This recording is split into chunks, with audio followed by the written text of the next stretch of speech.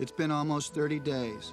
I have come to enjoy the patterns of my life at Fort Sedgwick, especially my daily reconnaissance rides with Cisco.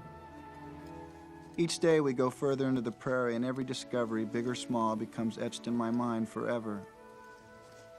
It would seem I've been marooned as no one has yet come for me. I can only assume that there is a problem which the Army will solve shortly. Maybe I'm being foolish in my optimism, but when I look to the eastern horizon, I never fail to hope that a column might be out there.